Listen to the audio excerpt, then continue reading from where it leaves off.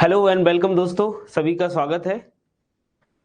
मेज़वाला के प्लेटफॉर्म पर मैं कृष्णा कुशवाहा आप सबका तहे दिल से स्वागत करता हूं। प्लीज सभी लोग बेटा एक एक करके आ जाइए। हम अपनी लाइव क्लास स्टार्ट कर चुके हैं। जो जो क्लास में आते जाते हैं वह हाय, गुड मॉर्निंग इस तरीके के मैसेज करें ताकि मुझे पता चले कि आप भी जुड़ रहे हैं साथ साथ। हमारी ये क्लास रेगुलर चल रही है। आपको बहुत ही अनुभवी टीचर निरंतर इस प्लेटफॉर्म के माध्यम से प्री परीक्षा के बारे में जानकारी दे रहे हैं। तो बेटा सभी लोग आए सभी लोग जुड़े प्लेटफॉर्म से।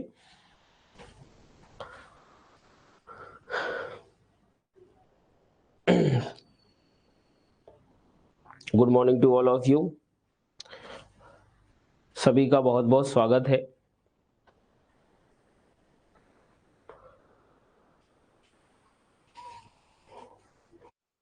बेटा आज हम बात करने वाले हैं एक नए टॉपिक की। एक नए टॉपिक की हम डिस्कशन करने वाले हैं। देखिए बेटा, अगर मैं बात करूं तो हमने भारत की भू आकृतिक विभाग यानी हमने यहाँ पर भारत की भू आकृतिक विभाग देख ली है, नदियां देख ली हैं, झीलें देख ली हैं। इसके बाद अगर आप अपने सिलेबस में देखोगे तो क्लाइमेटोलॉजी वाला टॉपिक आता है जिसको मैं आपको बाद में पढ़ाऊंगा। इसके बाद कुछ छोटे छोटे जो टॉपिक्स हैं उनको अपन कवर कर लेते हैं। क्लाइमेटोलॉजी एक बड़ा टॉपिक है, उसको मैं अलग से ही पढ़ाने वाला हूँ। जलवायु विज्ञान कहते हैं हिंदी में से, ठीक है। तो जलवायु विज्ञान को बेटा हम बाद में ही पढ़ने वाले हैं। अभी हम और छोटे छोटे जो टॉपिक्स हैं, तो जलवायु विज्ञान के बाद जो नेक्स्ट टॉपिक है आपका वो है प्राकृतिक संसाधन, जिसमें पहला टॉपिक है वन, ठीक है। उसके बाद दूसरा टॉपिक है खनिज और तीसरा है जल संसाधन, ठीक है। तो इन तीनों टॉपिक, ये छोटे छोटे टॉपिक हैं, इनको हम देखने वाले हैं। तो हम बात कर रहे हैं प्राकृतिक संसाधनों के अंतर्गत। प्राकृतिक संसाधनों के अंतर्गत हमारे टॉपिक में जोड़ा गया है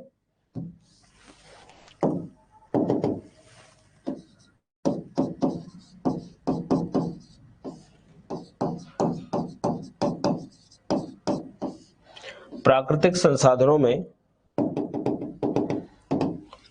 संसाधनों में तीन चीजें जोड़ी गई हैं। एक जोड़ा गया है बेटा वन, दूसरा जोड़ा गया है खनिज और तीसरा जोड़ा गया है जल, ठीक है।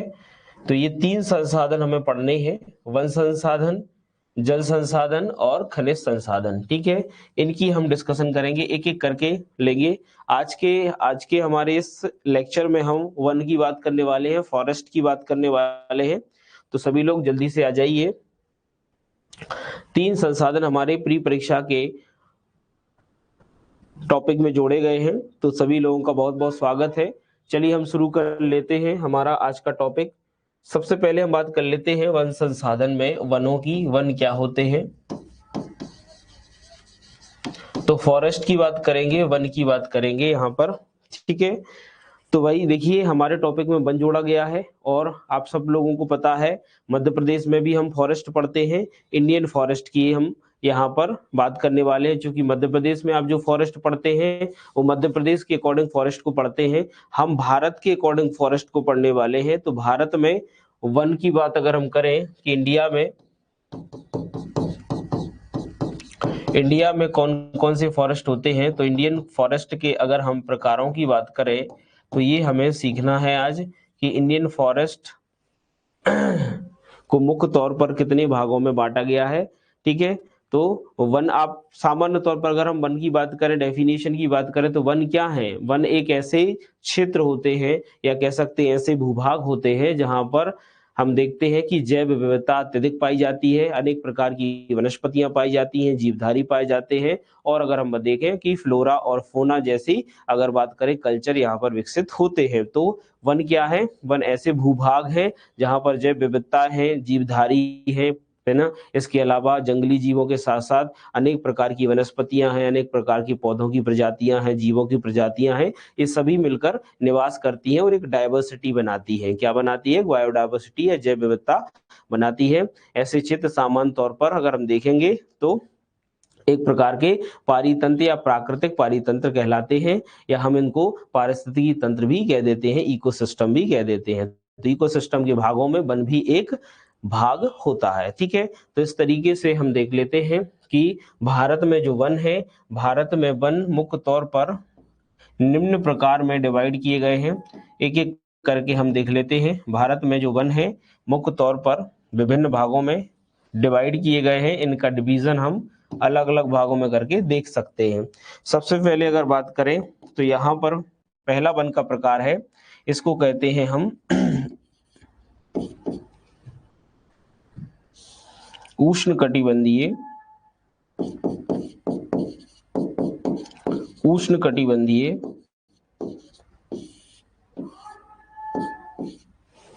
उष्णकटिबंधीय या देखें हम तो पहला जो वन है वो है उष्णकटिबंधीय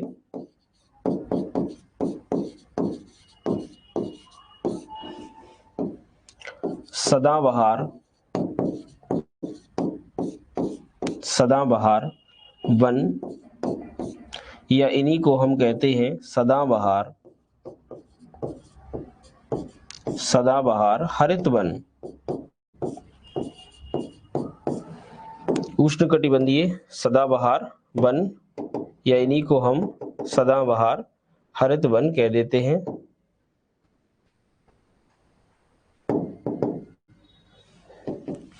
तो उष्णकटिबंधीय सदाबहार वन या सदाबहार हरित वन, ठीक है, या इन्हीं को हम वर्षा वन भी कहते हैं। क्या कहते हैं बेटा?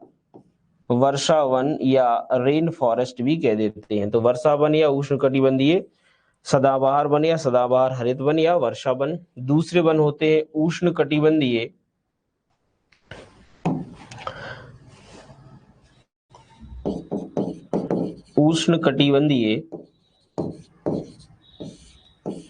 उष्णकटिबंधीय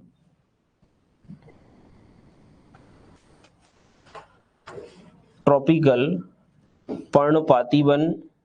तो पर्णपाती में भी दो प्रकार हैं, तो मैं उष्णकटिबंधीय ट्रॉपिकल आर्द्र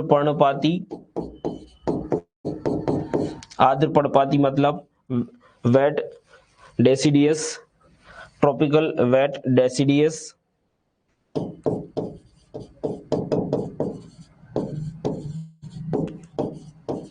deciduous forest, tropical wet deciduous forest, उष्णकटिबंधीय आर्द्र पर्णपाती वन। ठीक है, फिर है उष्णकटिबंधीय शुष्क पर्णपाती वन, उष्णकटिबंधीय शुष्क पर्णपाती वन अर्थात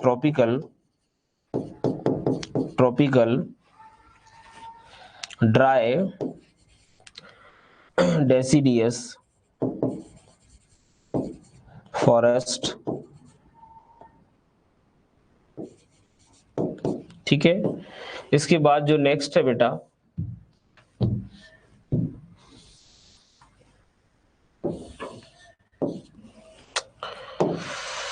क्या हो रहा है, इसके बाद है उष्णकटिबंधीय के बाद नेक्स्ट है, तीन वन ये हो जाते। इसके बाद है बेटा कटीले वन एवं झाड़ियां, कटीले वन एवं झाड़ियां। इसके बाद है पर्वतीय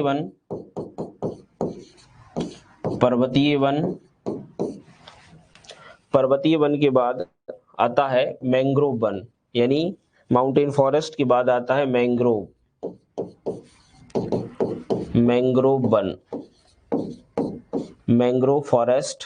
ठीक है, तो इस तरीके से भारत में कुल मिला के 6 प्रकार के फॉरेस्ट पाए जाते हैं।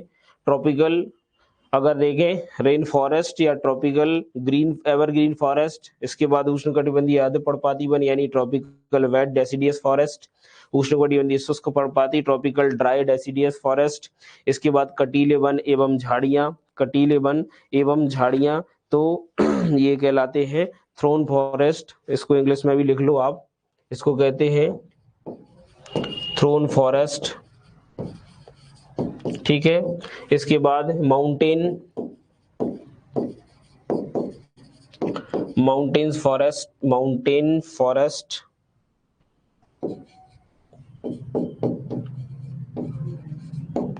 इसके बाद मैंग्रोव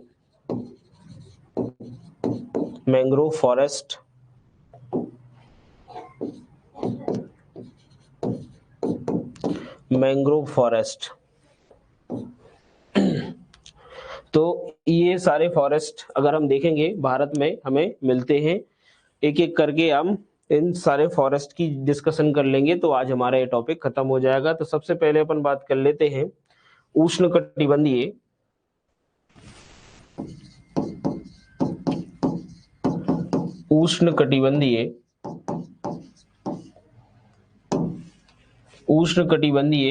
सदाबहार हरित वन। ठीक है, एवरग्रीन फॉरेस्ट है ये, उष्णकटिबंधीय सदाबहार हरित वन। इनके बारे में अपन देख लेते हैं। सबसे पहले अपन बात करें ये उष्णकटिबंधीय सदाबहार वन की स्थिति क्या है, लोकेशन क्या है, कहां पर पाए जाते हैं। तो अपन एक काम कर रहे हैं, सबसे पहले तो उष्णकटिबंधीय सदाबहार वन को हम किस आधार पर बांटते हैं। तो आधार है बेटा वर्षा। आधार क्या है, वर्षा है, रेन है। ठीक है, तो उष्णकटिबंधीय सदाबहार हरित वन किस वर्षा क्षेत्र में या कितने सेंटीमीटर वर्षा वाले इलाके में होते हैं। तो जहां पर 200 सेंटीमीटर से अधिक वर्षा होती है, जहां पर 200 सेंटीमीटर से क्या हो बेटा, अधिक वर्षा हो, वहां पर ये एवरग्रीन फॉरेस्ट पाए जाते हैं। अब ये 200 सेंटीमीटर से अधिक वर्षा वाला क्षेत्र कौन सा है भारत में, इसकी लोकेशन क्या है, स्थिति क्या है। तो 200 सेंटीमीटर से अधिक वर्षा वाले इलाके भारत में कुछ है, जैसे ये वन हम देखते हैं कि पश्चिमी घाट, ठीक है। पश्चिमी घाट के बाद अगर हम देखेंगे तो हमारे अंडमान निकोबार,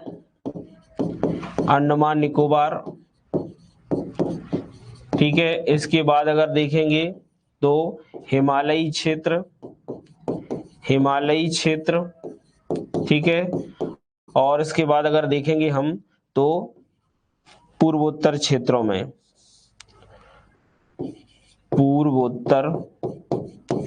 पूर्वोत्तर क्षेत्र, ठीक है।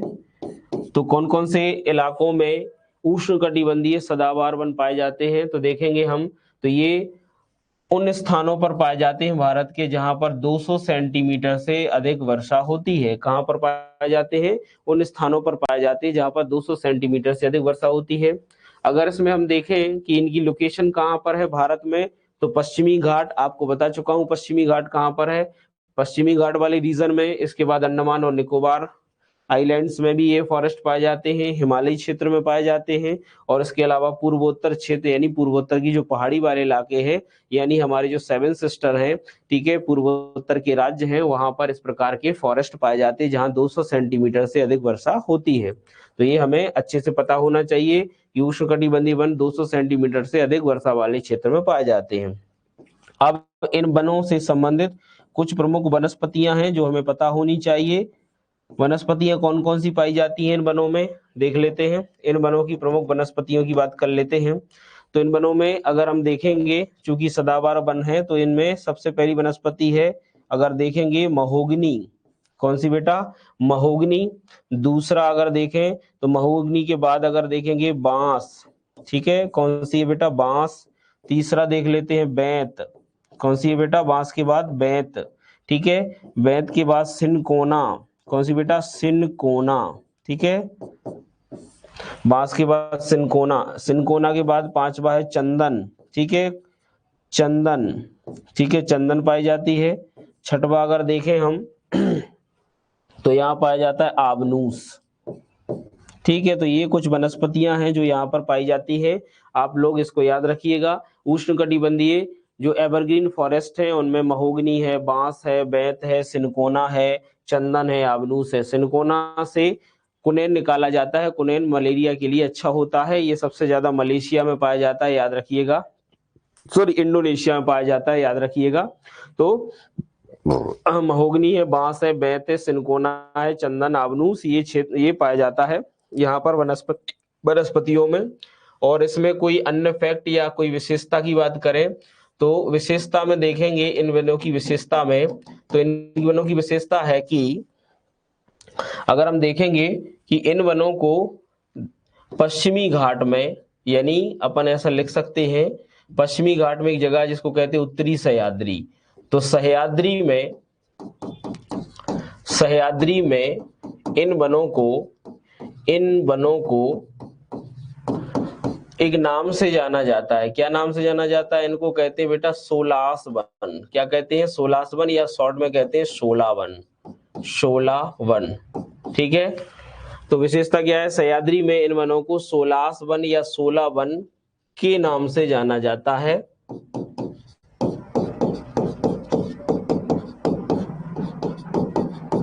ठीक है, तो ये याद रखना है सबको कि उत्तरी अगर बात करें सह्याद्री या सह्याद्री वाले क्षेत्र में इनको क्या कहते हैं? हम सोलास वन कहते हैं। क्या कहते हैं? Solas one. तो याद रखना है पश्चिमी घाट के अंतर्गत सह्याद्री में इन वनों को सोला वन के नाम से जाना जाता है। ये सबको याद रखना है। तो उष्णकटिबंधीय एवरग्रीन फॉरेस्ट को सोला वन भी कहते हैं। इनकी कुछ प्रमुख वनस्पतियां हैं जो आपको याद रखनी है। भारत में ये कहाँ पाए जाते हैं? पश्चिमी घाट, अंडमान निकोबार, हिमालय और पूर्वोत्तर राज्यों में, पूर्वोत्तर क्षेत्रों में। ठीक है, तो ये हो जाते हैं हमारे सदाबहार हरित वन। देन इसके बाद हमारा आता है उष्णकटिबंधीय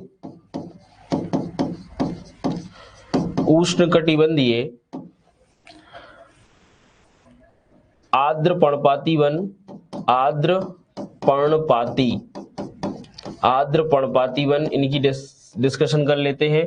ट्रॉपिकल वेट डेसिडियस फॉरेस्ट, इनकी बात करें अगर हम, तो यहां पर अगर देखेंगे तो वर्षा की स्थिति देख लेते हैं। वर्षा कितने, यहाँ वर्षा अगर देखेंगे तो ये जो वन है ये लगभग अगर बात करें 100 से 200 सेंटीमीटर, 100 से 200 सेंटीमीटर के मध्य की वर्षा वाले क्षेत्रों में उगते हैं। मतलब ऐसे वन 100 से 200 सेंटीमीटर के मध्य जो वर्षा हो रही है उस वर्षा वाले इलाकों में ये ज्यादातर पाए जाते हैं। तो आपको याद रखना है सबसे पहले कि आर्द्र पर्णपाती है, वेट डेसिडियस फॉरेस्ट है।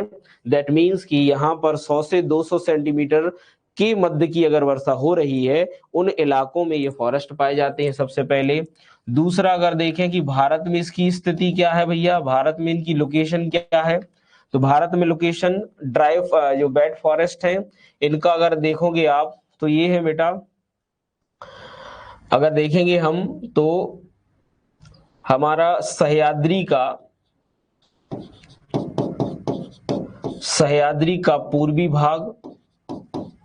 पूर्वी भाग सह्याद्री की पूर्वी ढलान लिखेंगे तो ज्यादा सही है। सह्याद्री की पूर्वी ढलान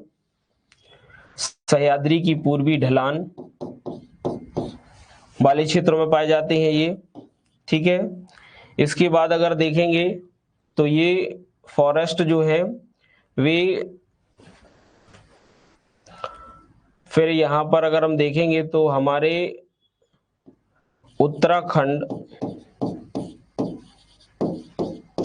उत्तराखंड एवं हिमाचल वाले क्षेत्रों में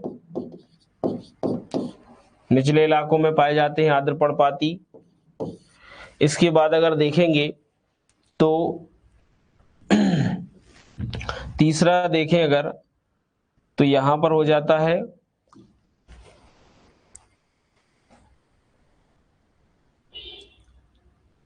पश्चिम बंगाल,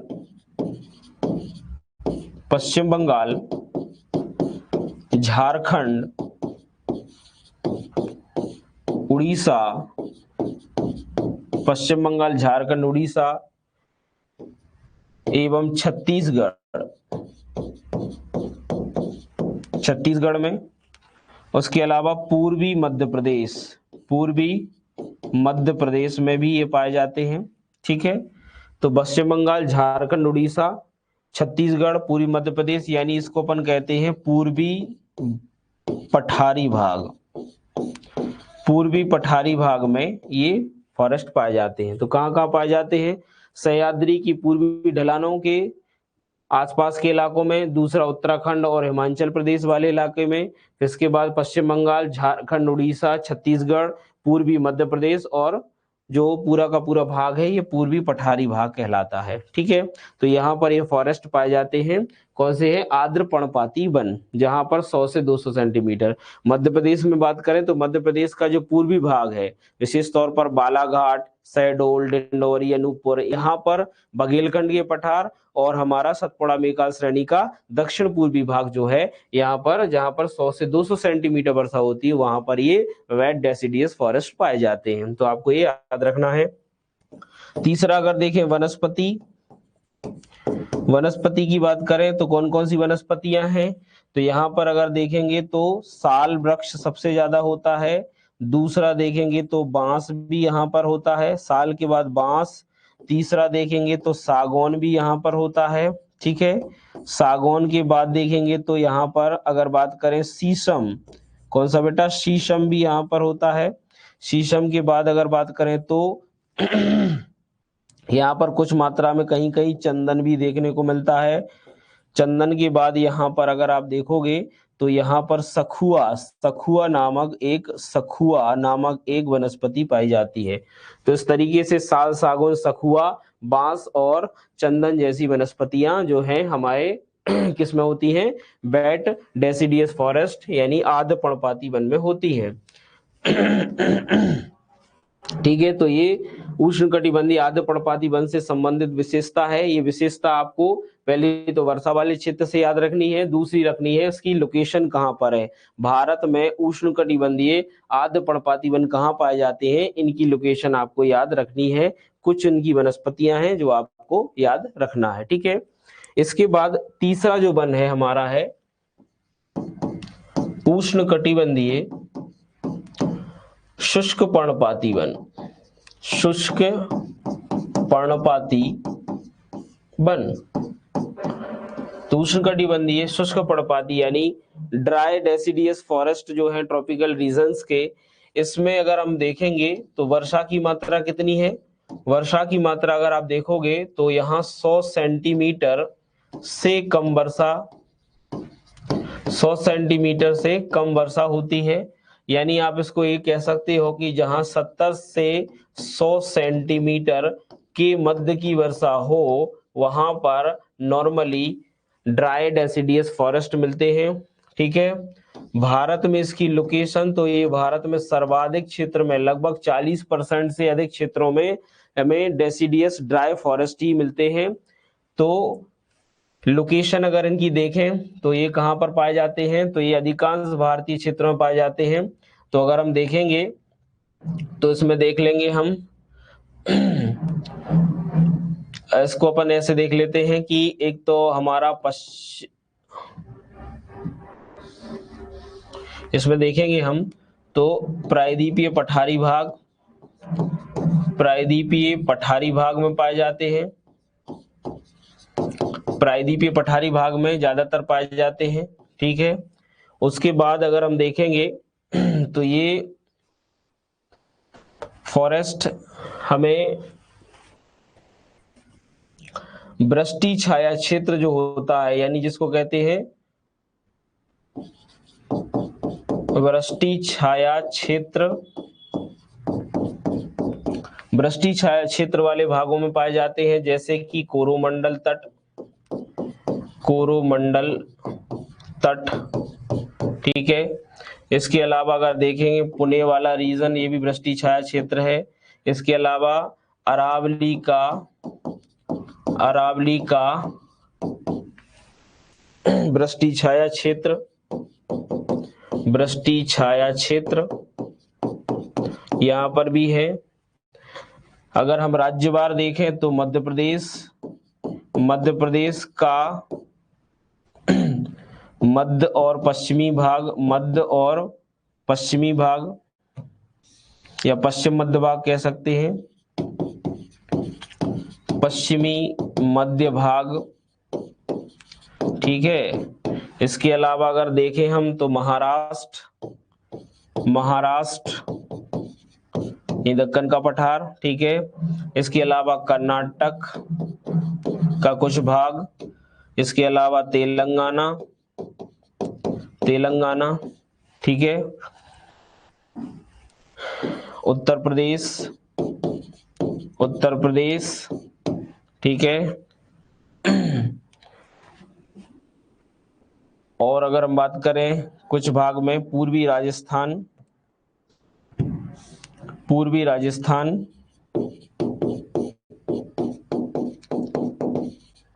पूर्वी राजस्थान, इसके अलावा आंध्र प्रदेश, ठीक है। तो ऐसे क्षेत्रों में, भारत के राज्यों में ये पाए जाते हैं डेसिडियस ड्राई फॉरेस्ट। अगर हम इनकी वनस्पतियों की बात करें कि कौन कौन सी वनस्पतियां पाई जाती हैं, तो वनस्पतियों में देखें तो हमें पता है कि सागौन सबसे ज्यादा ड्राई फॉरेस्ट में होता है, सागौन है, दूसरा शीशम होता है, ठीक है, तीसरा अगर देखेंगे तो यहाँ पर हो जाता है महुआ, क्या हो जाता है बेटा, महुआ, महुआ के बाद आम, ठीक है, आम के बाद अगर देखेंगे हम तो यहाँ पर अगर देखेंगे हम तो यहाँ पर हो जाता है जिसको अपन कहते हैं तेंदू, क्या कहते हैं, तेंदू, ठीक है, तेंदू के बाद हर्रा, इस तरीके की वनस्पतियां हैं, लाख, जो सॉरी इसको कहते हैं अपन मतलब हर्रा, हर्रा के बाद एक और होता है केंदू, केंदू, ठीक है, ये कुछ वनस्पतियां यहाँ पर होती हैं, ठीक है, और कहीं कहीं पर बबूल भी होता है, क्या होता है, बबूल। वैसे बबूल कटीले वनों झाड़ियों का है, लेकिन कहीं कहीं पर बबूल भी यहाँ पर उगा जाता है, ठीक है। तो ये हो जाता है उष्णकटिबंधीय शुष्क पर्णपाती वनों की कुछ वनस्पतियां, जिनको याद रखना है, सागौन, शीशम, महुआ, आम, तेंदू, हर्रा, केंदू और बबूल जैसी वनस्पतियां यहाँ पर उगती हैं, ठीक है। स्थिति अगर देखेंगे तो भारत में इसकी लोकेशन ये है, और अगर वर्षा देखें तो वर्षा की मात्रा आपको याद रखनी है।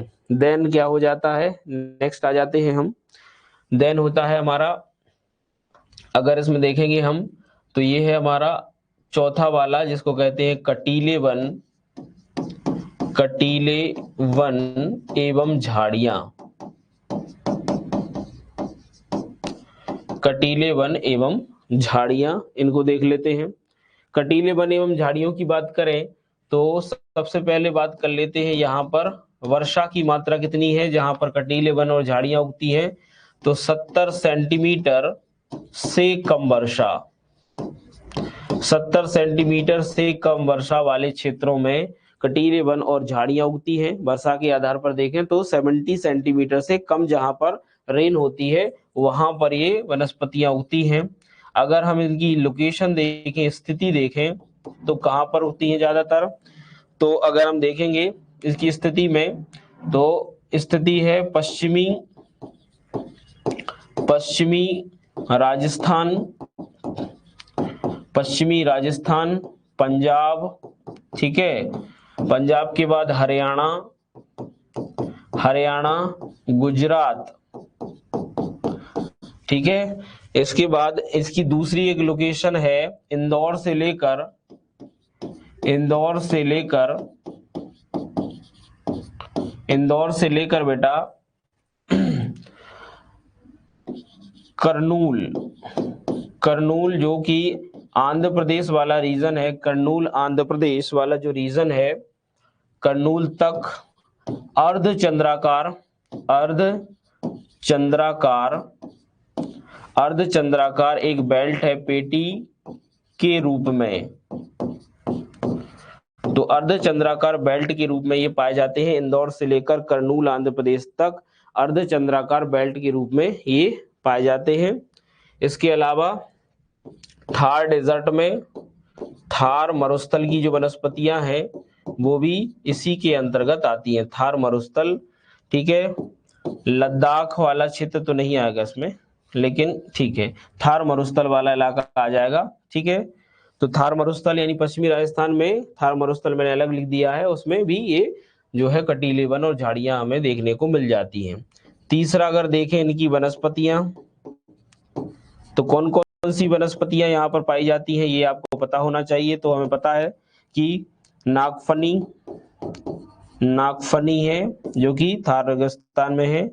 इसके अलावा अगर बात करें तो बबूल, बबूल है। तीसरा है खैर, खैर है। चौथा है खजूर है। खजूर के बाद बेर है। ठीक है, इस तरीके की वनस्पतियां यहाँ पर पाई जाती हैं। तो बेर है, खैर है, खजूर है। ठीक है, इस तरीके की वनस्पतियां हैं जो कि कटीले वन और झाड़ियों के रूप में हमें दिखाई देती है। ठीक है, तो ये थ्रोन्स फॉरेस्ट कहलाते हैं, जिनमें हमें कई प्रकार की अलग अलग छोटी छोटी वनस्पतियां यहाँ पर दिखाई देती हैं। इन वनस्पतियों की विशेषता ये होती है कि ये अधिक मात्रा में पानी का अवशोषण करके रखती हैं, क्योंकि चूंकि ये बहुत ज्यादा कम पानी वाले इलाके में होती हैं, तो ये अधिक मात्रा में पानी का क्या करती है, स्टोर करके रखती है। और उनकी जो जड़ें होती हैं वो बहुत गहरी तक जाती हैं, ताकि मृदा से नमी अवशोषित करके ये वृक्ष जो है वो वृद्धि कर सकें। तो इस तरीके से कटीले वन और झाड़ियां मुख्य तौर पर अगर देखोगे आप तो भारत की इस लोकेशन में है और 70 सेंटीमीटर से कम वर्षा वाले इलाके में पाई जाती है। तो इसके बाद हम नेक्स्ट फॉरेस्ट की बात कर लेते हैं, पर्वतीय वन। पर्वतीय वन, ठीक है। तो माउंटेन फॉरेस्ट की बात करें तो अभी तक हमने जो 4 वन देखे हैं बेटा, क्या देखे हैं अभी तक हमने 4 प्रकार के जो फॉरेस्ट देखे हैं। ये चारों प्रकार के फॉरेस्ट हमने वर्षा के आधार पर देखे। किसके आधार पर देखे बेटा? वर्षा के आधार पर। लेकिन पर्वतीय जो वन है वो वर्षा के आधार पर नहीं है, तापमान के आधार पर नहीं है, वो ऊंचाई के आधार पर है। किसके आधार पर है बेटा? ऊंचाई के आधार पर। तो पर्वतीय वनों को हम किस आधार पर बांटते हैं? पर्वतीय वनों को हम, पर्वतीय वनों का जो आधार है वो क्या है बेटा? ऊंचाई है। क्या है? पर्वतीय वनों का आधार है ऊंचाई। ठीक है, तो ऊंचाई के आधार पर ही हम पर्वतीय वनों को क्लासिफाई करेंगे, वर्षा के आधार पर नहीं करेंगे, पहली बात। अब पर्वतीय वन में हमारे भारत में जो पर्वतीय क्षेत्र है वो क्या है? हिमालयी क्षेत्र कहलाता है। क्या कहलाता है बेटा? हिमालयी क्षेत्र। तो भारत में हिमालयी क्षेत्र यानी पर्वतीय क्षेत्रों में जो वनस्पतियां पाई जाती हैं उनको हम ऊंचाई के आधार पर अलग अलग भागों में विभाजित कर लेते हैं। तो ऊंचाई के आधार पर भारत में जो पर्वतीय वन है उनको 4 भागों में विभाजित किया जा सकता है। कौन कौन से? सबसे पहले है बेटा उष्णकटिबंधीय, उष्णकटिबंधीय पर्णपाती वन। उष्णकटिबंधीय पर्णपाती वन, पर्णपाती वन। अब ये पर्णपाती आर्द्र भी हो सकते हैं और शुष्क भी हो सकते हैं, तो हमने पर्णपाती लिखा है। ठीक है, दूसरा इसमें प्रकार है शीतोष्ण कटिबंधीय, शीतोष्ण कटिबंधीय सदाबहार वन। दूसरा प्रकार क्या है? शीतोष्ण कटिबंधीय सदाबहार वन। तीसरा है कोणधारी या शंकुधारी, कोणधारी या शंकुधारी वन। ठीक है, कोणधारी या शंकुधारी वन। और चौथा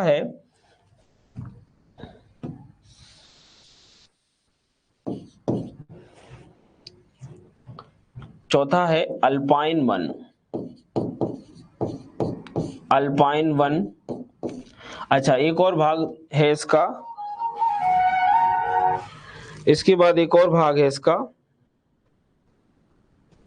जिसको कहते हैं टुंड्रा वन, टुंड्रा वन। ठीक है, तो यहां पर अगर आप देखोगे तो कितने प्रकार के वन है ऊंचाई के आधार पर? 5 प्रकार के वन है।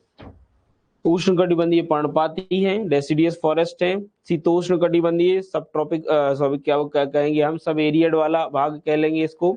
ठीक है, इसके अलावा दूसरा है कोनाकार या कोन टाइप या कोणधारी वन या शंकुधारी वन। इसके अलावा अल्पाइन फॉरेस्ट, इसके अलावा टुंड्रा फॉरेस्ट। तो इस तरीके से कुल मिलाकर 5 प्रकार के वन पाए जाते हैं। अब ये 5 प्रकार के जो वन हैं इनको हम ऊंचाई के आधार पर देख लेते हैं। सबसे पहले अगर देखोगे आप तो जो हमारे डेसिडियस फॉरेस्ट हैं इनकी ऊंचाई कितनी होती है? तो इनकी बेटा ऊंचाई है लगभग 1500 मीटर। कितना है बेटा? 1500 मीटर की ऊंचाई पर ये पाए जाते हैं। और इनमें जो प्रमुख वनस्पतियां हैं, इनमें जो प्रमुख वनस्पतियां हैं वे भी हम लिख लेते हैं। इनकी प्रमुख वनस्पतियां कौन कौन सी हैं? तो इनकी प्रमुख वनस्पतियों को देख लेते हैं हम। इनकी प्रमुख, तो यहाँ पर वनस्पतियां देख लेते हैं। तो कौन कौन सी वनस्पतियां पाई जाती हैं इसमें? तो अभी अपन को पता था डेसिडियस फॉरेस्ट में सागौन है, ठीक है, यहाँ पर सागौन है, साल पाया जाता है, ठीक है, सागौन है, साल है, बांस है, ठीक है, ये सब पाए जाते हैं जो उष्णकटिबंधीय वनस्पतियां हैं। और इसके अलावा अगर देखेंगे बांस के बाद तो यहाँ पर सखुआ, ठीक है।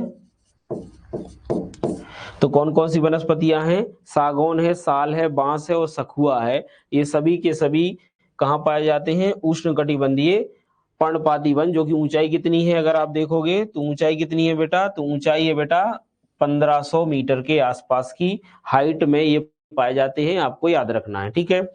इसके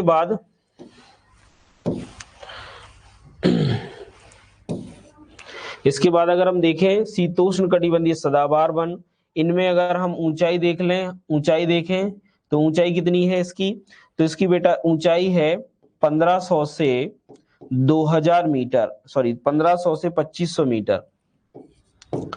1500 से 2500 मीटर की हाइट पर हमें शीतोष्ण कटिबंधीय सदाबहार वन मिलेंगे। अगर इनमें वनस्पति देखें, इनकी वनस्पति की बात करें तो इनकी वनस्पति में हमें मिलेगा, इसमें मिलेगा अपन को ओक, ओक मिलेगा, चेस्टनट मिलेगा, ओक मिलेगा, चेस्टनट मिलेगा। इसके अलावा स्प्रूस मिल जाएगा कहीं कहीं पर, ठीक है, स्प्रूस हमें कहीं कहीं पर मिल जाएगा, ठीक है। इसके बाद अगर हम देखेंगे तो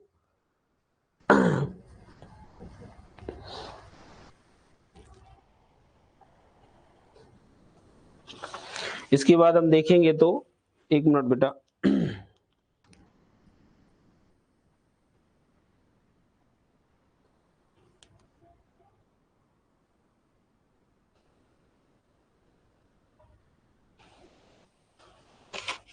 ठीक है।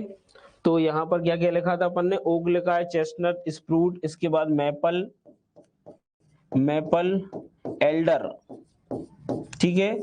ये कुछ वनस्पतियां हैं जो हमें लगभग 1500 से 2500 मीटर की ऊंचाई पर प्राप्त होती हैं। कितनी ऊंचाई बेटा? 1500 से 2500 मीटर की ऊंचाई है, ये ऊंचाई याद रखना है। ओक है, चेस्टनट है, स्प्रूस है, मैपल लिखा हुआ है, ये मैपल, मैपल, ये मैपल लिखा हुआ है, और एल्डर, ठीक है। तो ये कुछ वनस्पतियां पाई जाती हैं। कोणधारी वन की बात कर लेते हैं तो इनकी ऊंचाई कितनी है? तो ऊंचाई अगर देखेंगे तो ये हाइट जो है बेटा, इस हाइट में अगर बात करें तो ये हाइट हो जाती है इनकी 1500 से 3500 मीटर। कितनी मिलती है? 1500 से 3500 मीटर की हाइट में हमें अगर देखेंगे कोणधारी या शंकुधारी वन मिलते हैं। और इनकी वनस्पतियां देख लेते हैं, वनस्पति कौन कौन सी पाई जाती है इनमें। तो वनस्पति की बात करें तो इसमें वनस्पति मुख्य तौर पर चीड़, देवदार, चीड़, देवदार, स्प्रूस, फर, जूनीफर, तो चीड़ है, देवदार है, स्प्रूस है, फर है, जूनीफर है, ठीक है, ये पाए जाते हैं। एक बार आपको बोल देता हूं कौन कौन से हैं। चीड़ है, देवदार है। चीड़ सबसे अगर बात करें मुलायम लकड़ी होती है, ठीक है। चीड़ देवदार के वन जो हैं वो 1500 से 3500 मीटर की ऊंचाई पर हैं, बड़े ही मुलायम वन होते हैं। कोणधारी वन मुलायम वनों का उदाहरण है। इनको हम आर्कटिक व्रत के वन भी कह देते हैं। ये सामान्य तौर पर अगर देखेंगे तो 45 डिग्री अक्षांशों से 66.5 डिग्री अक्षांशों के बीचों बीच पाए जाते हैं, या ऊंचाई में बात करें तो 1500 से 3500 मीटर की ऊंचाई पर पर्वतीय भागों में मिलते हैं। ठीक है, तो कौन कौन से हैं? चीड़ है, देवदार है, स्प्रूस है, फर है, जूनिफर है, इस तरीके की वनस्पतियां पाई जाती हैं। फिर हम और ऊंचाई पर जाएंगे अगर हम, तो और ऊंचाई पर जैसे ही हम पर्वतीय भागों में जाते हैं और ऊंचाई बढ़ेगी तो 3500 मीटर से जब हम ऊपर जाएंगे और लगभग जाएंगे 4800 मीटर तक, कितना जाएंगे बेटा? 3500 से 4800 मीटर की हाइट पर अगर हम जाएंगे तो हमें फिर वनस्पतियां अल्पाइन प्रकृति की मिलने लगती हैं। कैसी मिलती हैं बेटा? अल्पाइन वनस्पतियां, छोटी वनस्पतियां मिलती हैं, जिसमें आता है सिल्वर फर। क्या आता है बेटा? जिसमें सिल्वर फर, सिल्वर फर आता है, जूनिफर भी इसी में आ जाता है, जूनिफर भी इसी में आ जाता है। ठीक है, सिल्वर फर और जूनिफर, है ना, यहाँ पर भी फर और जूनिफर पाई जाती है, लेकिन चीड़, देवदार, स्प्रूस आप याद रखिएगा, यहाँ पर सिल्वर फर और जूनिफर जैसी वनस्पतियां यहाँ पर पाई जाती हैं, ये आपको याद रखना है। ठीक है, सिल्वर फर और जूनिफर जैसी वनस्पतियां ज्यादातर कहाँ मिलती हैं? अल्पाइन क्षेत्रों में मिलती हैं, इनको आपको याद रखना है। कुछ वनस्पतियां यहाँ पर भी मिल जाती है कोणधारी के साथ, लेकिन यहाँ पर मुख्य तौर पर आपको, यहाँ पर देखिएगा, मुख्य तौर पर आपको सिल्वर फर और जो जूनिफर है, सिल्वर फर और जो जूनिफर है, सिल्वर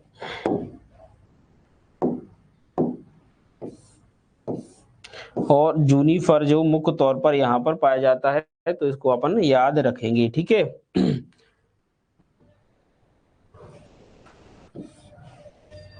इसके बाद अगर हम देखें टुंड्रा प्रदेशों में देख लेते हैं। टुंड्रा क्षेत्रों में अगर हम देखेंगे तो ऊंचाई कितनी है टुंड्रा क्षेत्रों में? तो ऊंचाई टुंड्रा क्षेत्रों की 4800 मीटर से ऊपर, 4800 मीटर से अधिक, 4800 मीटर से अधिक की ऊंचाई वाला क्षेत्र है टुंड्रा। और यहाँ पर टुंड्रा क्षेत्र में अगर हम देखेंगे, यानी अल्पाइन से भी और ऊंचाई पर अगर हम पर्वत में जाएंगे तो हमें 4800 से अधिक ऊंचाई की वनस्पति मिलेगी। और वो वनस्पतियां कौन कौन सी हैं? तो वो वनस्पतियां अगर हम देखें तो उसमें फिर हमें बहुत छोटी छोटी वनस्पति मिलती, जैसे काई मिलती है, लाइकेन मिल जाता है, कहीं कहीं पर लाइकेन, कहीं कहीं पर मॉस जैसी वनस्पतियां मिलती हैं। ठीक है, तो काई मिल जाती है, लाइकेन मिल जाता है, मॉस जैसी वनस्पतियां हमें यहाँ पर मिलती हैं। ठीक है, तो ज्यादा ऊंचाई पर जाओगे तो क्या हो जाएगा? वनस्पति धीरे धीरे छोटी होती चली जाती है, क्योंकि ठंडक बहुत अधिक होती है। तो काई है, लाइकेन है, मॉस है, और एक विशेष प्रकार की घास भी यहाँ पर उगती हुई नजर आती है। तो काई है, लाइकेन है, मॉस जैसी वनस्पति, छोटी छोटी वनस्पति, क्योंकि बहुत ज्यादा ऊंचाई हो जाएगा तो ऑक्सीजन लेवल भी कम हो जाता है। साथ ही साथ अगर देखोगे तो टेम्परेचर बहुत ज्यादा न्यून हो जाता है, और ऐसे न्यून टेम्परेचर में फिर बड़ी वनस्पति नहीं उग पाती है, छोटी वनस्पति उग पाती है, जिनमें काई, लाइकेन, मॉस और घास जैसी वनस्पतियां आ जाती है। तो इस आधार पर हम पर्वतीय वनों को भी कितने भागों में बांट सकते हैं बेटा? 5 भागों में बांट सकते हैं। उष्णकटिबंधीय पर्वतीय वन 1500 मीटर की ऊंचाई, शीतोष्ण कटिबंधीय वन 1500 से 2500, कोणधारी वन 1500 से 3500 की हाइट पर, अल्पाइन वन 3500 से 4800 मीटर की हाइट पर, और वहीं टुंड्रा वन देखेंगे तो 4800 मीटर से अधिक ऊंचाई पर ये वन पाए जाते हैं। आपको हाइट याद रखना है बेसिकली। अगर आपको वनस्पतियां याद रह गई तो वनस्पतियां भी याद रखनी है, लेकिन हाइट आपको याद रखनी है। और इम्पोर्टेंट बात है, ये कोणधारी वनों को आपको याद रखना है, जहां पर मैंने स्टार लगा दिया है।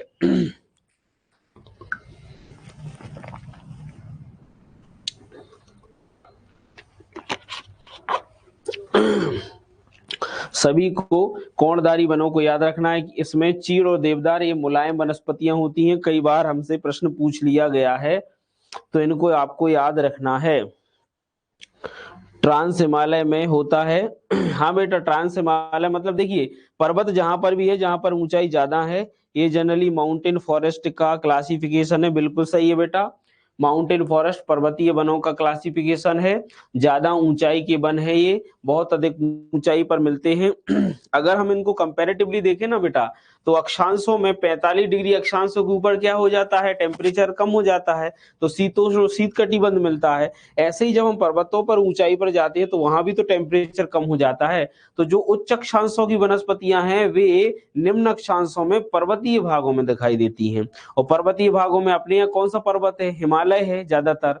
तो हिमालयी क्षेत्रों में ज्यादातर इस प्रकार की वनस्पतियां हैं जहां की ऊंचाई हम देखते हैं कि 5000 मीटर 6000 मीटर से भी ज्यादा है। तो ऐसी स्थिति में फिर वनस्पतियां अलग अलग प्रकार की हमें देखने को मिल जाती हैं। ठीक है, वर्षा के आधार पर मैंने भारत में बताया कौन कौन सी वनस्पतियां हैं, लेकिन पर्वतों में वर्षा के साथ साथ हाइट एक कह सकते हैं एक बहुत बड़ा बिग रोल प्ले करती है। तो हाइट के आधार पर भी हम 5 प्रकार से पर्वतीय वनों को बांट सकते हैं।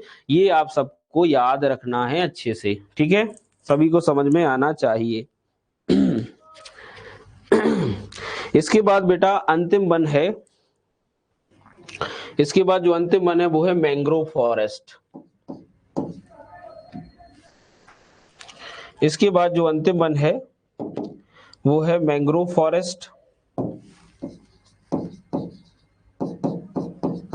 मैंग्रोव वन,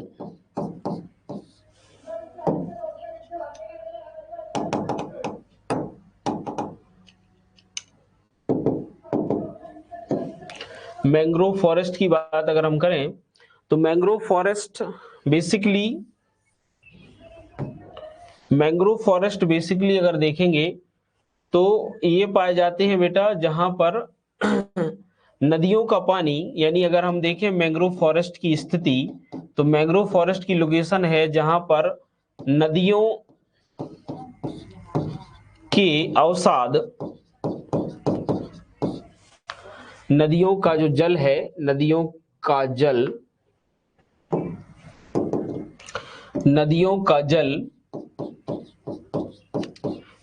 का जल अवसादों के साथ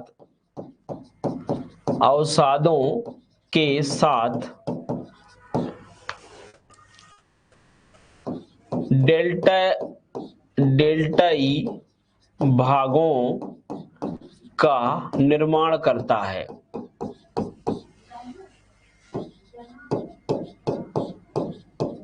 ठीक है, तो इसकी लोकेशन कहाँ है, इसकी लोकेशन है जहां पर नदियों का जो पानी है वो अवसादों को ले जाकर डेल्टा का निर्माण करता है, वहां पर मैंग्रोव वनस्पति उगती है। दैट मीन्स ये सागरीय जो तटीय भाग हैं, सागरीय तटीय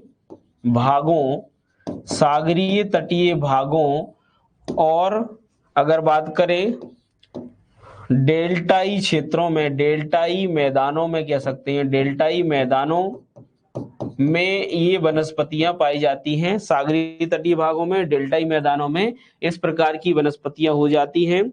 ये वनस्पति अगर देखेंगे तो ये दलदली स्थानों पर, दलदली जो जल भराव वाला स्थान है, दलदली जल भराव वाले स्थानों पर उगती हैं। ठीक है,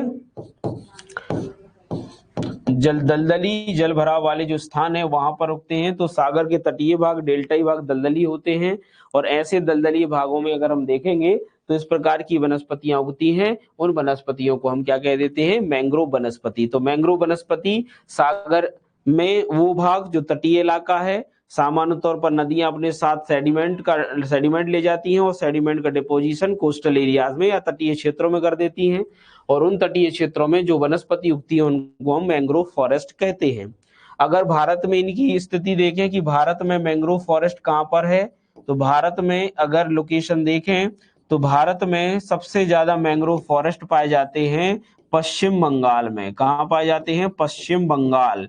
तो सबको याद होना चाहिए पश्चिम बंगाल, जहां पर सुंदरबन वाला डेल्टा वाला इलाका है जिसको अपन गंगा ब्रह्मपुत्र का डेल्टा कहते हैं। तो सुंदरबन वाले इलाके में सबसे ज्यादा पाए जाते भारत में। पश्चिम बंगाल के बाद पाया जाता है दूसरे नंबर पर कच्छ का रण। ठीक है, तो कच्छ का अगर बात करें, कच्छ की खाड़ी बोलेंगे। ठीक है, कच्छ की खाड़ी, कच्छ की खाड़ी वाला इलाका जो है दूसरा इसमें आ जाएगा। मैंने बताया था कच्छ की खाड़ी कौन सा है, काठियावाड़ जो प्रायद्वीप है उसके ऊपरी भाग में देखोगे तो आप देखोगे कि कच्छ की खाड़ी है, और उस कच्छ की खाड़ी में भी अगर आप देखोगे तो यहाँ पर भी मैंग्रोव वनस्पति पाई जाती है। तीसरा भाग है बेटा अंडमान और निकोबार, अंडमान और निकोबार, ठीक है। अंडमान और निकोबार में तीसरे नंबर पर सबसे ज्यादा अगर बात करें भारत में मैंग्रोव वनस्पतियां पाई जाती, तो भारत में सर्वाधिक मैंग्रोव वनस्पति में पश्चिम बंगाल फर्स्ट है, कच्छ की खाड़ी दूसरे नंबर पर, और तीसरा है अंडमान और निकोबार। इसके अलावा भी अगर हम देखेंगे तो इसके अलावा भी जो डेल्टाई भाग है, नदियों के डेल्टा वाले भाग, तो इसके अलावा अगर देखेंगे तो और सारे क्षेत्रों में इसके अलावा अगर देखेंगे तो इसके अलावा फिर महाराष्ट्र में, ठीक है, इसके अलावा कर्नाटक में, इसके अलावा आंध्र प्रदेश के तट पर, आंध्र प्रदेश के तटीय भागों में, ठीक है, इसके अलावा उड़ीसा तट पर, ठीक है, तमिलनाडु तट पर, इस प्रकार की वनस्पतियां हमें देखने को मिलती हैं, ठीक है। तो महाराष्ट्र वाले क्षेत्रों में, कर्नाटक तट, उड़ीसा तट, तमिलनाडु, या मैं कहूं अगर बात करें महानदी का डेल्टा, कृष्णा का डेल्टा, गोदावरी के डेल्टाई भागों में, कावेरी के डेल्टाई भागों में, तो इस तरीके से जहां जहां तटीय भाग है और नदियां गिरती हैं और अपने साथ अवसाद लाती हैं वहां पर ये वनस्पति ज्यादा उगती है। आपको एक और जानकारी दे दूं, पश्चिमी तटीय मैदान में, पश्चिम तटीय जो मैदान है उसमें कम हमें मैंग्रोव दिखाई देते हैं क्योंकि वहां अवसादों की मात्रा कम होती है, जबकि पश्चिम के बाद अगर बात करें कंपैरेटिवली पूर्व तटीय मैदान में तो यहाँ पर हमें ज्यादा मात्रा में मैंग्रोव दिखाई देते हैं। क्यों? क्योंकि यहाँ ज्यादा डेल्टा फॉर्म होते हैं, ज्यादा अवसाद लाती है नदियां, और नदियां जितने ज्यादा अवसाद लाएंगी उतना ज्यादा डेल्टा फॉर्म होगा, उतने ज्यादा हम देखेंगे इस तरीके के क्षेत्र बनेंगे, और ऐसे डेल्टा इलाकों में जो वनस्पतियां हैं वे मैंग्रोव उग जाएंगी, ठीक है। तो मैंग्रोव वनस्पतियों के बारे में आप समझे, दलदली इलाकों में उगती हैं, जल भराव वाले क्षेत्र होते हैं, भारत में इन इलाकों में पाई जाती हैं। अब आपसे पूछा जाता है कि प्रमुख मैंग्रोव वनस्पतियां कौन कौन सी हैं, तो आप उनका नाम बता सकते हैं। तो मैंग्रोव वनस्पतियों में आता है बेटा सुंदरी, ये सुंदरी वनस्पति पाई जाती है सुंदरबन डेल्टा में, इसलिए उसका नाम सुंदरबन डेल्टा है। तो सुंदरी एक वनस्पति है, ठीक है। कैजुरीना, कैजुरीना एक वनस्पति है। फिर केवड़ा, केवड़ा एक वनस्पति है, ठीक है। बेंदी, ठीक है, कौन सी बेटा? बेंदी, ठीक है। तो बेंदी एक वनस्पति है। राइजोफोरा, राइजोफोरा, ठीक है। ये सब की सब वनस्पतियां जो है वो हमारी मैंग्रोव वनस्पतियों के एग्जाम्पल हैं। सुंदरी आपको ने सुना होगा, सुंदरबन का नाम सुंदरी के ही नाम से रखा गया है। इसके अलावा कैजुरीना, केवड़ा, बेंदी, राइजोफोरा जैसी जो वनस्पतियां हैं, ये वनस्पतियां मैंग्रोव वनस्पतियों का ही उदाहरण है, याद रखना, ठीक है। मैंग्रोव वनस्पतियों के बारे में कहा जाता है कि ये मैंग्रोव वनस्पतियां तट पर उगती हैं तो इनका बहुत ज्यादा लाभ होता है। क्या? सबसे पहले तो ये ज्वार भाटों को तटों पर आने से रोकती हैं और ज्वार भाटों के प्रवाह को नगण्य करती हैं। सुनामी जैसे प्रभाव को भी ये अगर बात करें मैंग्रोव वनस्पतियां कहीं ना कहीं कम करने में मदद करती हैं। तटीय भागों में डायवर्सिटी को बनाए रखती हैं। तटीय भागों में प्रवाल के अगर बात करें प्रवाल जीवों के संरक्षण में भी सहायक होती है। इसके अलावा इन मैंग्रोव वनस्पति में बहुत सारी औषधियां पाई जाती हैं। इसके अलावा कुछ जलीय जीव भी यहाँ पर निवास करते हैं जिनसे अगर बात करें सी फूड अगर बात करें बड़े लेवल पर प्राप्त किया जाता है। तो मैंग्रोव वनस्पतियां बहुत काम की होती है। इसके अलावा औषधियों के रूप में भी इनका उपयोग किया जाता है। कुछ लोग इनको औषधियों के रूप में भी इस्तेमाल करते हैं तटीय क्षेत्रों के, ठीक है। तो इस तरीके से मैंग्रोव वनस्पतियां अगर बात करें बहुत महत्वपूर्ण होती है। भारत में अगर देखें तो समस्त विश्व की तुलना में भारत में लगभग 3% मैंग्रोव वनस्पतियां पाई जाती हैं ऑन एन एवरेज, और अगर भारत के क्षेत्रफल की बात करें तो 0.4% के आसपास मैंग्रोव वनस्पतियां हैं। तो 3% समस्त विश्व के क्षेत्रफल का भारत में मैंग्रोव है, वहीं 0.41% के आसपास अगर देखेंगे तो हमारे यहाँ मैंग्रोव वनस्पतियां अपने भारत के खुद के क्षेत्रफल के आधार पर है, ठीक है। तो 0.4% भारत में मैंग्रोव है और समस्त विश्व की कहें तो लगभग 3% के आसपास, ठीक है। तो इस तरीके से ये फॉरेस्ट हो जाते हैं आपको एक एक करके मैंने सारे फॉरेस्ट बता दिए हैं। यहाँ पर देख लीजिए, यहाँ पर हमने कौन कौन से फॉरेस्ट पढ़े हैं, एक एक करके आप देख लीजिए यहाँ पर। ठीक है, 6 प्रकार के फॉरेस्ट थे, सभी बताए मैंने। देखिए यहाँ पर एक एक प्रकार से, एक प्रकार बताया सबसे पहले उष्णकटिबंधीय वन, कैसे वर्षा के आधार पर है। फिर हमने बताया दूसरा उष्णकटिबंधीय आर्द्र पर्णपाती, जो 100 से 200 सेंटीमीटर वर्षा वाले क्षेत्र हैं। इसके बाद शुष्क पर्णपाती, जो कि 100 से कम सेंटीमीटर वर्षा वाले हैं। इसके बाद कटीले वने झाड़ियां 70 सेंटीमीटर से कम वर्षा वाले। इसके बाद पर्वतीय वन, इनको वर्षा के नहीं ऊंचाई के आधार पर डिवाइड किया गया है। इसमें अगर देखेंगे तो 6 प्रकार के वन आ जाते हैं। फिर अपन ने पढ़ा है मैंग्रोव वन, जो कि तटीय क्षेत्रों में दलदली भागों में उगते हैं। तो इस तरीके से ये मैंने आपको 6 प्रकार के बेटा वन पढ़ाए हैं, जो आपके लिए सिलेबस में जोड़े गए हैं। अच्छे से इनको रीड कर लीजिए, अच्छे से आप इसको याद कर लीजिए। ठीक है, अब इससे संबंधित एक और पार्ट है जो हमारे लिए थोड़ा सा करंट का पार्ट है। वन से संबंधित वन स्थिति रिपोर्ट आती है। क्या आती है बेटा? वन से संबंधित वन स्थिति रिपोर्ट। तो वन से संबंधित अगर देखोगे तो वन स्थिति रिपोर्ट है, और इसी वन स्थिति रिपोर्ट के आधार पर कुछ प्रश्न हमसे पूछे जाते हैं। तो वन स्थिति रिपोर्ट अगर देखेंगे, लेटेस्ट वन स्थिति रिपोर्ट 2021 है। ठीक है, लेटेस्ट वन स्थिति रिपोर्ट कौन सी है? 2021 है। इसके अकॉर्डिंग कुछ प्रश्न हमसे पूछे जा सकते हैं। तो वर्तमान में कितना वन क्षेत्र है, कितना वनावरण है, कितना वनावरण वृक्षावरण है, कि कौन सा राज्य सबसे ज्यादा वन वाला है, क्षेत्रफल के आधार पर, प्रतिशत के आधार पर, सर्वाधिक वनों में वृद्धि कहाँ दर्ज की गई है। तो इस तरीके की जो बातें हैं वो वन स्थिति रिपोर्ट में ही हमें देखने को मिलती हैं। तो सबसे पहले अगर देखें हम, तो वन स्थिति रिपोर्ट 2021, जो कि Indian forest survey of India द्वारा जारी किया जाता है, देहरादून में इसका अगर बात करें हेडक्वार्टर है। ठीक है, और इसके माध्यम से ही हमें वन स्थिति रिपोर्ट हर 2 वर्ष में प्राप्त होती है। नेक्स्ट वाली 2024 में आएगी, जो कि 23 की कहलाएगी, थोड़ी सी लेट हो गई है। तो 2021 की वन स्थिति रिपोर्ट के आधार पर अगर हम देखें तो इसमें कुछ फैक्ट्स हैं जो आपको याद रखने हैं। पहला फैक्ट है कि हमारे भारत में कुल कितने कितने प्रतिशत वन पाए जाते हैं। तो कुल हमारे भारत में पहला पॉइंट है कुल वनावरण। कुल वनावरण कितना है, यानी कुल वन क्षेत्र कितना है? तो ये 21.17% है, याद रखना। कितना है? 21.17% कुल वनावरण है। यानी भारत में कुल फॉरेस्ट कितने हैं, कितने प्रतिशत क्षेत्रफल पर? तो भारत के 21.71 सॉरी उल्टा हो गया, 21.71% क्षेत्रफल पर भारत में क्या है? वन है। इसको याद रखना है। दूसरा पूछा जाता है कि कुल वनावरण वनावरण प्लस वृक्षावरण, यानी वनों और वृक्षों को जोड़ दें। ठीक है, वनावरण और वृक्षावरण यानी जितना जहां पर फॉरेस्ट है और जहां पर ट्रीज हैं, ये कुल एरियाज को अगर हम एक साथ काउंट करें तो कितना निकलता है? तो ये निकलता है 24.62%। कितना निकलता है बेटा? 24.62%। तो कुल वनावरण यानी total forest area in India कितना है? 21.71%। और टोटल वनावरण और वृक्षावरण यानी फॉरेस्ट एरिया के साथ साथ ट्री जहां पर हैं वो एरिया मिला दें तो कुल कितना एरिया आता है?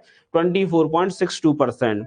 अगर हम यूएनओ के एग्रीमेंट के अकॉर्डिंग देखें हम, तो हमारे पास 33% वन क्षेत्र होना आवश्यक है। ठीक है, लेकिन भारत में अभी इतना वन क्षेत्र नहीं है, बहुत कम वन क्षेत्र है। लेकिन भारत के ऐसे 17 राज्य और केंद्र शासित प्रदेश हैं, भारत के, जी हाँ, भारत के ऐसे 17 राज्य और केंद्र शासित प्रदेश हैं जहां पर 33% से ज्यादा वन है, यानी ये 33% से ज्यादा फॉरेस्ट रिजर्व अपने पास रखते हैं। तो याद रखना, भारत में अच्छे खासे राज्य हैं जहां पर इससे ज्यादा अगर बात करें प्रतिशत में वन है। लेकिन और सारे अगर स्टेट देखें तो यहाँ पर अगर देखोगे तो कुछ स्टेट की स्थिति तो बहुत ही भयावह है, जैसे कि पंजाब है, हरियाणा है, ठीक है, राजस्थान है। ऐसे स्टेट हैं जहां पर फॉरेस्ट बहुत कम है। ठीक है, तो ऐसी स्थिति में फिर जहां पर ज्यादा वन है वो उतना महत्वपूर्ण नहीं हो जाता, क्योंकि कुछ स्टेट की स्थिति बहुत ज्यादा खराब है, वहां पर वन बहुत ज्यादा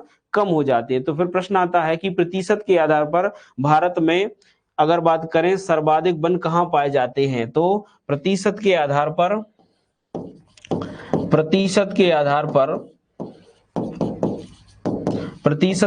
पर टॉप 5 राज्यों की बात करें अगर हम, ठीक है, 5 राज्य जहां पर प्रतिशत के आधार पर सर्वाधिक वन है, तो वो कौन कौन से राज्य हो जाते हैं प्रतिशत के आधार पर देखें तो पहला हो जाता है बेटा कौन सा, मिजोरम।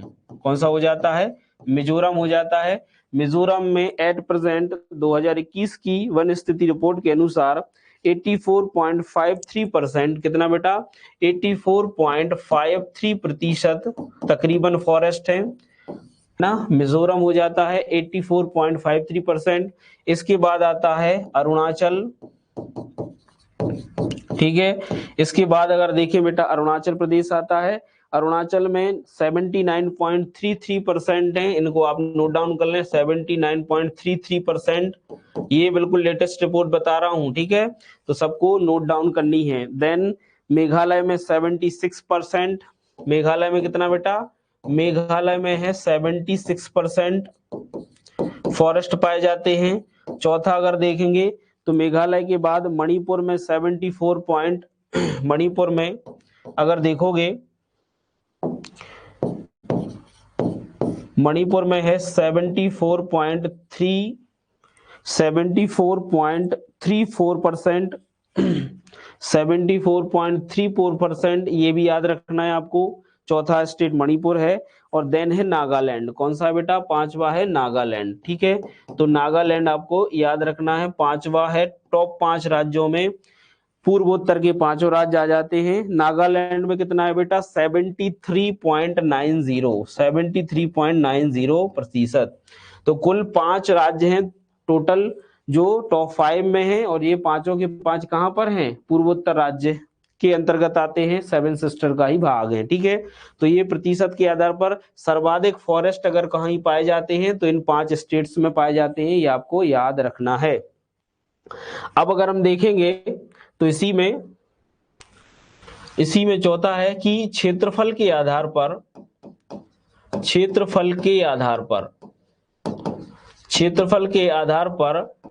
टॉप 5 अगर देखेंगे के आधार पर सर्वाधिक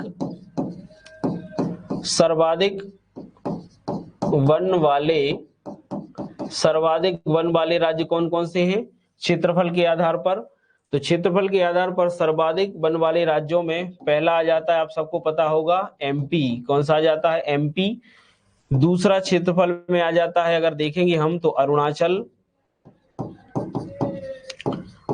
प्रदेश आ जाता है क्षेत्रफल के आधार पर में। तीसरा आ जाता है बेटा छत्तीसगढ़ आ जाता है। चौथा देखेंगे तो चौथा आ जाता है, इस बार उड़ीसा हो गया, पहली रिपोर्ट में महाराष्ट्र हुआ करता था, तो ये आपको याद रखना है, इस बार उड़ीसा हो गया है। कौन सा हो गया बेटा, उड़ीसा हो गया है, ठीक है।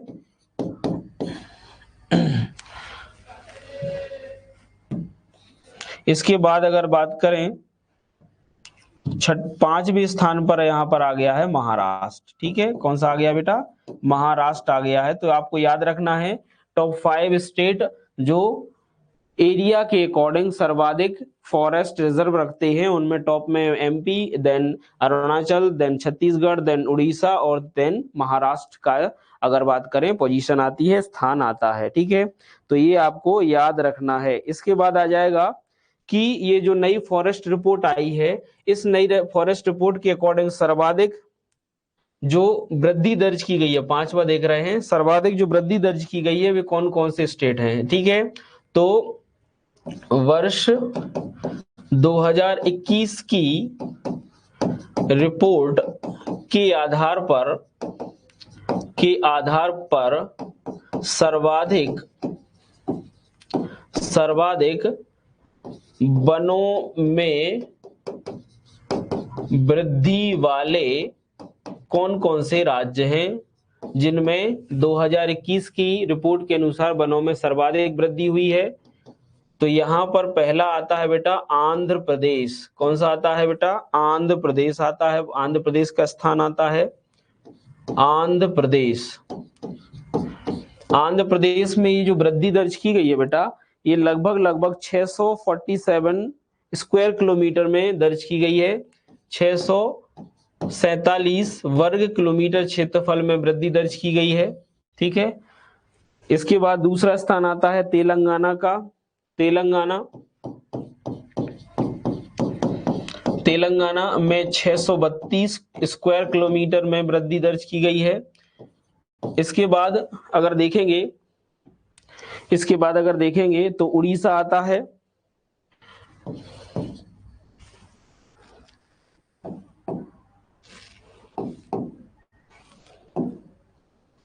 इसके बाद देखेंगे तो उड़ीसा का स्थान आता है।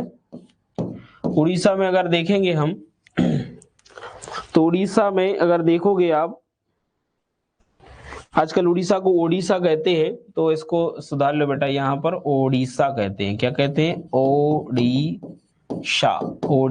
ठीक है, उड़ीसा नहीं कहते इसको अब।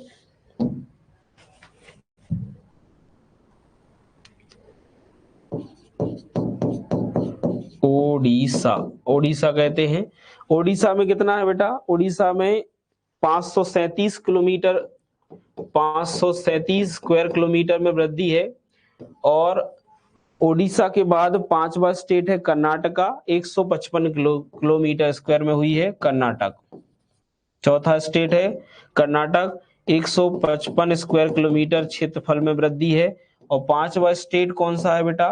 5वां स्टेट देखेंगे तो महाराष्ट्र, झारखंड का नाम आता है, 110 स्क्वायर किलोमीटर। झारखंड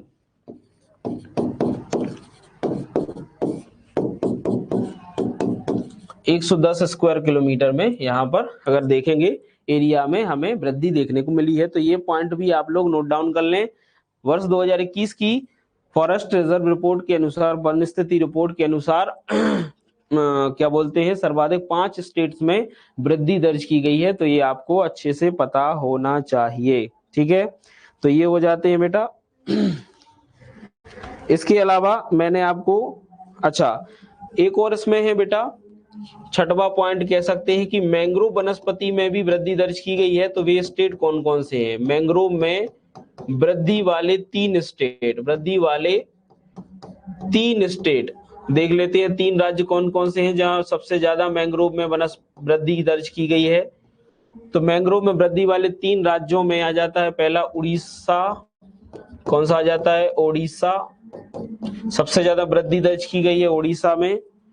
मैंग्रोव में वृद्धि वाले राज्य हैं ओडिशा के बाद महाराष्ट्र, देन कर्नाटक। महाराष्ट्र का आता है नाम और फिर आता है बेटा कर्नाटक का। ठीक है, इनका नाम आता है जहां पर सबसे ज्यादा वृद्धि दर्ज की गई है। ठीक है, और इसके बाद लास्ट जो है बेटा, लास्ट है सबसे ज्यादा कमी इस स्थिति रिपोर्ट के अनुसार है। तो 6वां देख लेते हैं कि वन स्थिति रिपोर्ट 2021 के अनुसार सर्वाधिक कमी वाले राज्य, सर्वाधिक वन क्षेत्र में कमी वाले राज्य, तो सर्वाधिक वन क्षेत्र में कमी वाले राज्य, सबसे ज्यादा कमी कहां देखी गई है? तो वही पूर्वोत्तर के वो जो प्रमुख 5 राज्य हैं उन्हीं में सबसे ज्यादा कमी है, जिसमें पहला आता है बेटा अरुणाचल। अरुणाचल में सबसे ज्यादा फॉरेस्ट में कमी देखी गई है, याद रखना अरुणाचल आता है। कौन सा आता है? अरुणाचल प्रदेश आ जाता है। दूसरा कौन सा आता है? सबसे ज्यादा कमी इनमें हुई है, कमी वाली बात बता रहा हूं मैं आपको, पूर्वोत्तर के ही राज्य हैं। फिर मणिपुर, मेघालय, मिजोरम, मणिपुर, फिर आता है तीसरा मेघालय, मेघालय के बाद आता है मिजोरम। ठीक है, और 5वां नागालैंड। कौन सा आता है बेटा? नागालैंड। ठीक है, नागालैंड। तो ये भी याद रख लेना आप, वन स्थिति रिपोर्ट 2021 के अनुसार सबसे ज्यादा कमी जो दर्ज की गई है वो कहाँ पर दर्ज की गई है? अरुणाचल, मणिपुर, मेघालय, मिजोरम और नागालैंड में दर्ज की गई है। ठीक है। अच्छा, एक क्वेश्चन आता है, भारत में सबसे कम वन क्षेत्र कहाँ पर है? तो कहाँ पर स्थित है सबसे कम वन क्षेत्र? तो पंजाब में सबसे कम वन क्षेत्र, इसके बाद हरियाणा आता है। ठीक है, तो पंजाब और हरियाणा इसका है। और केंद्र शासित प्रदेशों में सबसे कम वन क्षेत्र कहाँ पर है? तो अगर ये पूछा जाए तो कह देना दिल्ली में है। कहाँ पर है? दिल्ली में है। ठीक है, तो सबसे कम वन क्षेत्र पंजाब में, स्टेट्स में, और सबसे कम केंद्र शासित प्रदेशों में अगर देखें तो वो आ जाता है दिल्ली। अच्छा, सबसे ज्यादा वन कहाँ पर है? तो मिजोरम में, और केंद्र शासित प्रदेशों में लक्षद्वीप में आते हैं। ठीक है, तो ये पुराने फैक्ट है, वो आपको याद होंगे। ठीक है, तो ये वन स्थिति रिपोर्ट नई वाली थी, जिससे संबंधित मैंने आपको कुछ फैक्ट्स बताए हैं जिनको आपको याद रखना है। ये प्रमुख फैक्ट्स हैं, एक एक करके आप याद रख लेना। सारे फैक्ट्स आपको पीडीएफ फॉर्म में मिल जाएंगे, कोई दिक्कत नहीं है, आपने नोट डाउन भी कर लिए होंगे। तो आज की क्लास में वन वाला जो हमारा टॉपिक है ये खत्म हो जाता है। आई होप आप सबको ये वाला टॉपिक अच्छे से समझ में आया होगा। ठीक है बेटा, तो कोशिश मेरी यही थी कि आज ये वन वाला टॉपिक खत्म कराऊं। तो ये वन वाला टॉपिक हो गया। कल हम खनिज संसाधन की बात करेंगे। तो आज की क्लास में इतना ही। एमपीपीएससी के लिए मेंस वाला आप सबके लिए बढ़िया तरीके से इस प्रकार से क्लासेस चला रहा है, ताकि आपकी जो नॉलेज है वो बूस्ट हो सके, आप जो 24 के लिए प्रिपेयर हो सके। ठीक है, तो मात्र 299 रुपए में, इतने कम दामों में जब आपको इतनी सारी सेवाएं मिल रही हैं, अच्छा गाइडेंस मिल रहा है, तो आप जुड़िए और अपने लोगों को, दोस्तों को भी यहाँ पर जोड़ने के लिए ज्यादा से ज्यादा प्रेरित करें। ठीक है, आप सभी लोगों का मेंस वाला बहुत ध्यान रखता है, तो आप सभी लोग भी मेंस वाला का ध्यान रखें। इन्हीं बातों के बीच में मैं अब आपसे इजाजत लेता हूं। कल मिलूंगा, खनिज संसाधनों की बात करूंगा। तब तक के लिए बेटा बहुत बहुत धन्यवाद। ध्यान रखिए अपना और निरंतर स्टडी करती रहिए। ठीक है, थैंक यू वेरी मच। जय हिंद।